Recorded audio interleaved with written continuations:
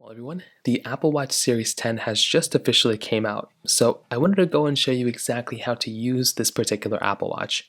First things first, this is a really good watch. There is a ton of capability and a ton of quality behind this watch, and I think you made a really good decision by buying it. Now, number one, on the exterior, you're getting your watch either in a 42mm size or a 44mm size. Now, the display itself is pretty well built. If you drop it, if you scratch it, there's not really going to be, you're going to get scratches on the display and everything, but keep in mind, if you're really wanting to protect it, you can always put a case on your Apple Watch or a screen protector on it. Those things do exist, so you can purchase them and basically throw them on. Now, the display obviously is a touchscreen. There's a couple ways to wake your display. You can either look at your display or look away from it and it'll turn on or off depending on what you basically do. You can tap onto the display to turn it on, or you can click on any of the buttons on the side to basically turn on your Apple Watch as well. Now, on the right side, you will basically have this digital crown. This is a really cool thing because it allows you to kind of maneuver around your whole entire watch. And fun fact, if you actually move your digital crown a lot, like this, you can see that the display will turn on and basically turn off depending on which way you kind of, which way you move it. And it actually is a really cool thing there too. This is another button that you can use. This is basically it's like a power button, but it also doubles as a lot of other buttons as well. And I'll show you how to use these buttons too, because it can get kind of confusing now a little bit. On the back side, we have this wireless charging area. This is where you can go ahead and charge up your Apple Watch. So you grab that wireless charger, put it on the back of your watch, and you have that capability of basically charging up your watch from there. Now you have the bands here as well. So these bands are customizable. You can take these bands off, you can move them around, you can buy new bands and put them on your watch as well. If you ever want to go ahead and change out your bands and or add new bands, what you can do is you can go through and hold down, there's like two buttons right here. So I'll go and zoom in a little bit more. You basically have these buttons right here. So you can go ahead and click and hold down this button right here if you want, and then move these bands out of the way. Usually like with the fingernail it holds better. And you can move these bands out of the way a little bit, and you should be able to configure these out a little bit more for you. So these should just move out of the way. It can be a little bit of a process, and you can do that on both sides. And that will go ahead and allow you to remove these bands. And it's actually a really nice thing that you have. To click them back into place, you can just find this opening, go ahead and slide this in, just like so, click it into place, and that's pretty much all you're going to have to do there as well, which is genuinely a very cool thing. So that's basically that. Now, within your Apple Watch itself, you will have your different watch faces. Now, this is a brand new Apple Watch. This is a brand new watch face that they just gave. But if you want to go ahead and basically get into if you want to kind of just use your Apple Watch as you normally would, there's a couple things to know. One, if you swipe down from the top, you'll get into your notification drawer.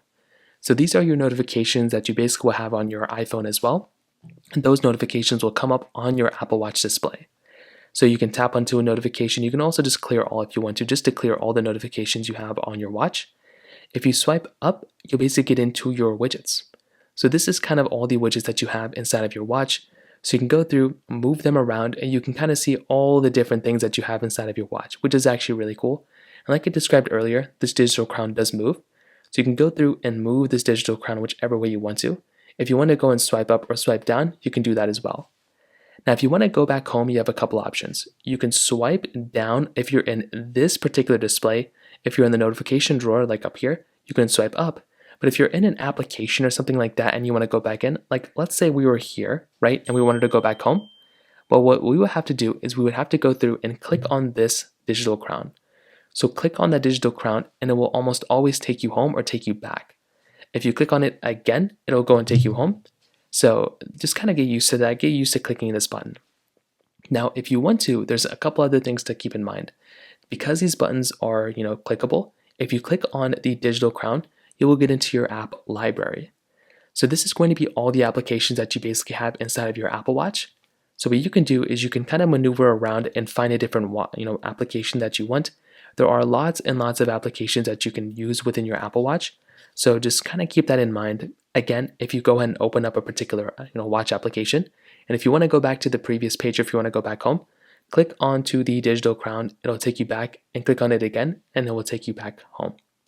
Now we'll get into the app library again in a second. This other button, there's two buttons here. If you click on this button, it'll actually bring you into your, basically your, quick toggles. So what this allows you to do is it quickly allows you to go through and basically maneuver around with your quick toggles and turn things on or off. So what you can do is this little tab at the bottom, this little tab at the top allows you to go and basically see whether your phone is connected. If it's green, it's connected. If your phone is not connected, it's red. Go and click on it again because it went out.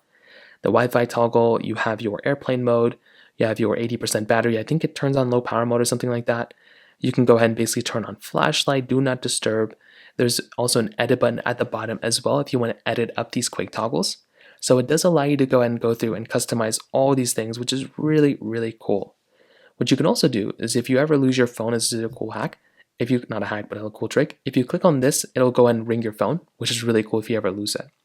Now, once again, if you ever want to go back, click on the digital crown and it will take you back.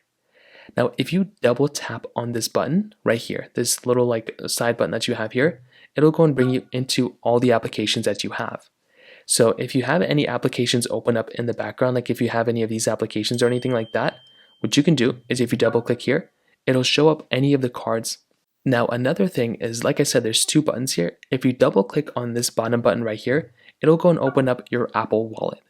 So if you have any cards or anything like that associated within your card inside of your Apple Wallet, those specific cards will go and come up here. Credit cards, airline tickets, anything like that that's inside of your Apple Wallet can show up right here as well, which is genuinely very cool. Now, if you double click on this button up here, it'll show you all the applications you have in the background. So again, if you double tap here, just like so, it'll show all the applications that you have, and you can go through and you can maneuver around whichever applications you have. And if you want to, you can swipe to the side and you can basically delete them. So once again, swipe to the side and you can just close them out of memory if you want to.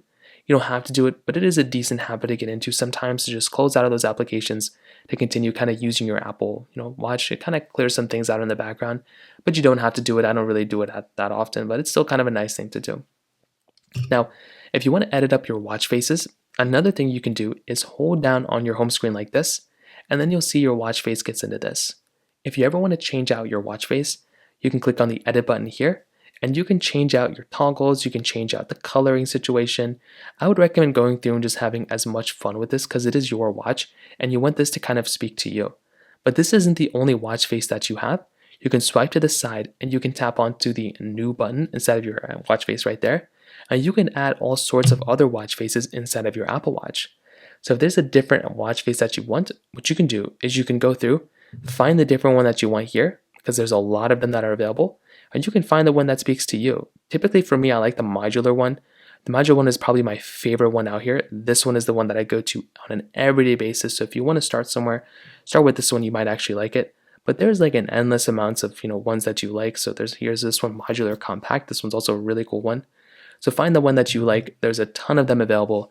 And from here, you just have to tap on it like this, and you should be able to see this watch face come up like this. Now, finally, the last thing I want to show you is the settings application. So if you tap into this digital crown button right here, if you scroll over to the settings app, you should be able to find it, which is right here.